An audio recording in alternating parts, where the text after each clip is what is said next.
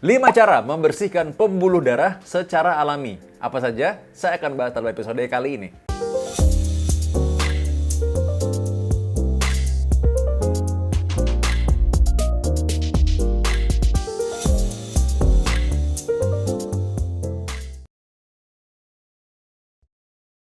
Bentar dulu, bagi Anda yang baru nonton, Anda boleh subscribe dulu supaya Anda selalu update dengan info-info saya. Dan juga bagi Anda yang mau share ini silahkan share, karena ini adalah kebaikan dan pastinya berguna bagi banyak orang. Jadi banyak orang yang nanya ya, gimana dok cara membersihkan pembuluh darah? Nah ini caranya, yang pertama hindari rokok. Rokok itu punya zat-zat yang membuat kita jadi stres pembuluh darahnya. Pembuluh darah itu jadi kuncup dan dia akhirnya jadi karatan. Jadi rokok ini membuat akhirnya pembuluh darah tuh nggak elastis lagi. Dan akibatnya juga apa? Karena ada peradangan kronis, jadi selama peradangan terus-menerus, walaupun cuma dikit nih, atau cuma sekali-sekali, itu kan nempel terus. Jadi pembuluh darah itu isinya jadi kayak karatan. Pembuluh darah itu akhirnya isinya banyak sel radangnya. Nah ini yang menyebabkan di kemudian hari, kalau kita makan, misalkan makan berlemak, dia gampang nempel. Nah gampang nempel ini yang membuat akhirnya jadi plak, jadi serangan jantung di kemudian hari. Dan biasanya pada orang perokok ini lebih mudah kena serangan jantung dan juga bisa lebih berat serangan jantungnya. Karena apa? Bukan hanya pembuluh darahnya, tapi juga komponen darahnya. Darahnya lebih lengket-lengket tuh darahnya tuh. Jadi akibatnya apa? Walaupun misalkan orang itu dipasang ring, kadang-kadang tuh ringnya itu udah kebuka nih pembuluh darahnya. Tapi darahnya itu nempel, jadi nggak bisa kebuka sumbatannya. Itu masalahnya. Jadi pembuluh darahnya kebuka, tapi sumbatannya yang nggak bisa kebuka. Karena darahnya kayak nempel di sana, gumpal-gumpal gitu. Karena akibat dari adanya zat radang yang terus-menerus ada di sana. Tubuh kita kan merespon terus terhadap asap rokok. Jadi akhirnya tubuh orang yang sering menghirup asap rokok ini, dia akhirnya akan membentuk sel-sel radang untuk mempertahankan diri. Nah inilah yang akhirnya merusak tubuh kita. Contoh nih ya, kalau misalkan seperti negara yang sedang berperang gitu. Walaupun perangnya mungkin nggak tiap hari, tapi kadang-kadang ada bom ya.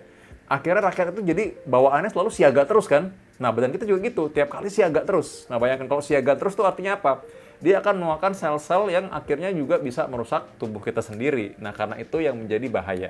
Yang berikutnya, kita makan bawang putih, kunyit, dan bahan-bahan alami lainnya. Membantu nggak? Membantu, ya bener. Ini bisa membantu mengurangi peradangan kronis, apalagi zat-zat yang kita tahu. Indonesia kan kaya sekali ya kan zat dan bahan-bahan alami seperti ini ya. Kunyit, temulawak, orang makan bawang putih, boleh aja. Mereka semua punya zat anti radang. Termasuk juga tomat ya. Itu juga punya zat anti radang. Termasuk juga buah-buah beri. Itu juga punya zat anti radang juga. Jadi, kalau misalkan kita makan buah-buahannya yang memang banyak zat antioksidannya, anti peradangannya, maka ini membantu tubuh kita untuk bisa membersihkan sisa metabolisme atau sisa-sisa peradangan. Jadi kalau misalkan kita tiap hari makan makanan yang punya banyak antioksidan dan juga antiinflamasi, tubuh kita akan terbantu karena makanan-makanan ini membantu tubuh kita untuk menyingkirkan zat-zat yang tidak baik dan juga sampah-sampah metabolisme tersebut. Sangat membantu. Tentu saja bahwa bahan-bahan alami ini tidak sepenuhnya bisa menggantikan obat-obatan yang memang harus diminum. Ini adalah faktanya demikian. Bahwa kalau misalkan seseorang sudah kolesterol 200 gitu misalnya, lalu dia paksain nih, udah saya minum bawang putih aja sama temulawak aja gitu ya. Ya nggak bisa pasti ya, karena ini memang butuh bantuan. Tapi diminum bareng-bareng ya boleh-boleh aja sebenarnya. Dan kalau misalkan seseorang bilang, wah ini saya makan omega 3 nih, omega 3 ini kan minyak ikan sebenarnya. Minyak ikan kan sebenarnya kan bahan alami juga. Kalau gitu nggak usah minum obat. Ya sebenarnya nggak bisa juga. Karena apa? Dia kan membantu, tidak bisa sepenuhnya menggantikan zat yang sudah memang dipakai sebagai obat. Karena kalau dalam kondisi tertentu yang sudah sakit, misalkan orang yang sudah hipertensi lama, jantungnya udah besar, atau memang tensinya udah 200 terus gitu misalnya. Atau orang yang punya sakit gula gitu ya, sama sekali nggak pakai obat, kemungkinan akan sulit. Jadi karena itu tetap konsultasi dengan dokter Anda. Ada sih kadang-kadang memang saya justru menganjurkan, udah ini nggak usah pakai obat. Pasiennya minta malah pengen pakai obat gitu.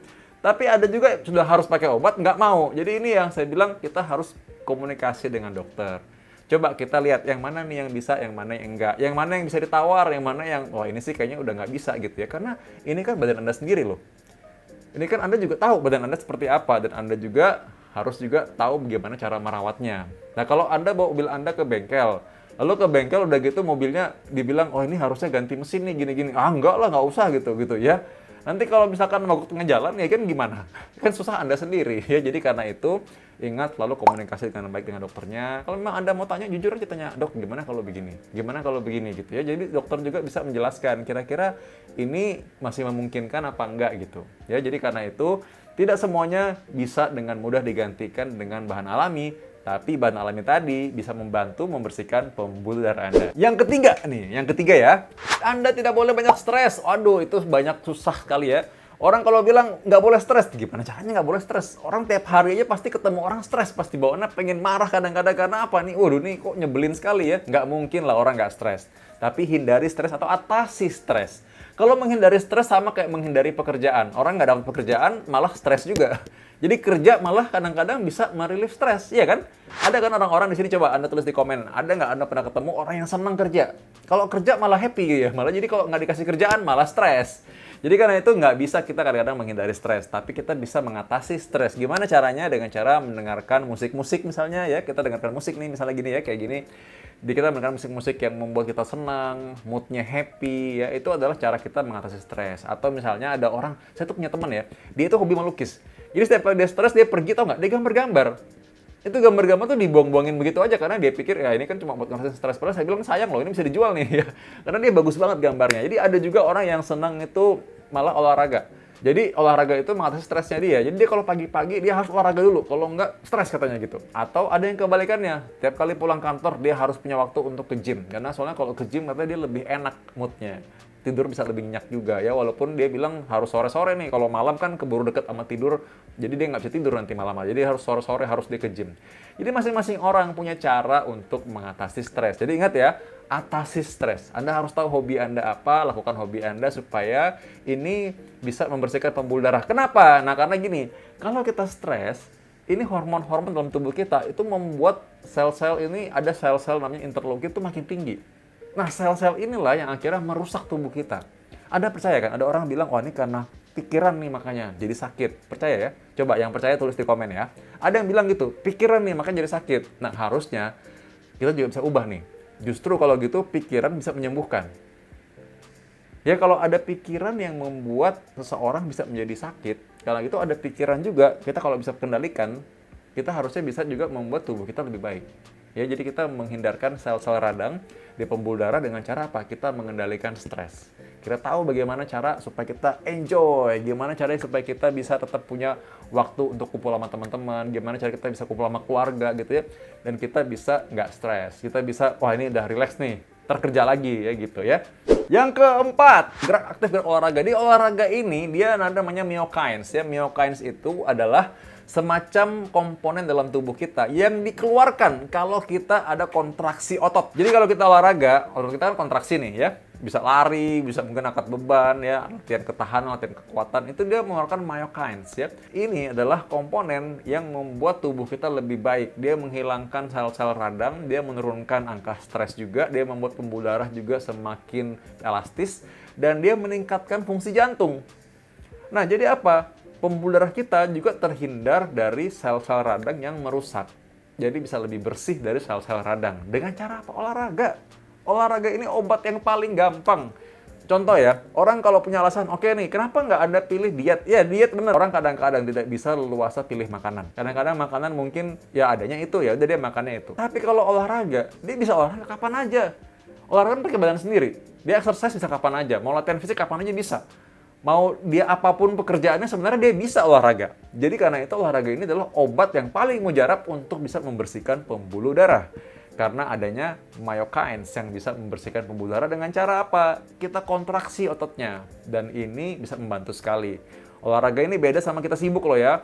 Memang gerak aktif sehari-hari kayak kita beres-beres rumah, beres-beres kantor, capek naik turun tangga, itu adalah gerak aktif. Itu lebih bagus daripada orang yang mager.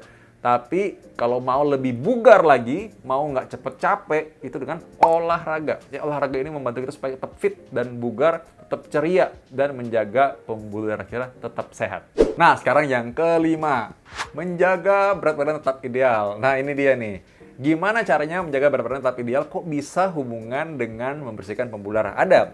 Karena ternyata kalau kita banyak lemak numpuk di perut kita, itu dia menghasilkan sel-sel radang yang merusak pembuluh darah. Orang yang kegemukan berisiko menderita aritmia atau gangguan irama jantung. Orang yang kegemukan berisiko menjadi lemah jantung. Orang yang kegemukan berisiko serangan jantung di kemudian hari. Orang yang kegemukan, ini sel-sel lemak yang di perut ini menghasilkan sel-sel radang yang bisa merusak pembuluh darah. Jadi gimana caranya? Sebenarnya prinsipnya adalah orang yang kegemukan ini kita harus bisa menurunkan lemak tubuh kita. Dengan cara apa? Kita buat komposisinya seimbang. Kalau gitu, kita harus tingkatkan kemampuan otot. Latihan beban akan sangat membantu menurunkan lemak yang berlebihan. Selain juga adalah aerobik. Dan dengan kita menjaga makanan kita banyak yang mengandung sayur-sayuran, banyak mengandung buah-buahan. Nah, ini yang akhirnya membuat diet kita seimbang, akhirnya nggak numpuk tuh kalori, nah membuat lemak kita lebih sedikit, terutama yang numpuk di perut. Lemak yang di perut ini diam-diam aja, dia bisa membuat seseorang itu punya sel-sel radang yang banyak di pembuluh darahnya. Sehingga orang bilang gemuk itu yang penting sehat. Nggak juga, karena yang gemuk aja, yang punya tumpukan lemak aja, obesitas saja itu sudah penyakit namanya. Dan memang kita nggak bisa menyalahkan bahwa ada orang-orang yang cenderung lebih gampang menjadi gemuk. Jadi karena itu, ini harus dibantu. Anda bisa menjaga pola makan, bisa menjaga pola tidur juga, jangan keseringan begadang supaya akhirnya tidak menjadi numpuk lemak-lemak itu di perut. Jadi bersihkan pembuluh darah Anda dengan 5 cara tadi, bahannya alami. Anda bisa dapatkan, Anda bisa lakukan sehari-hari. Anda ingin saya bahas apa lagi tentang pembuluh darah? Tolong tulis di kolom komen ya. Kita ketemu lagi di episode selanjutnya.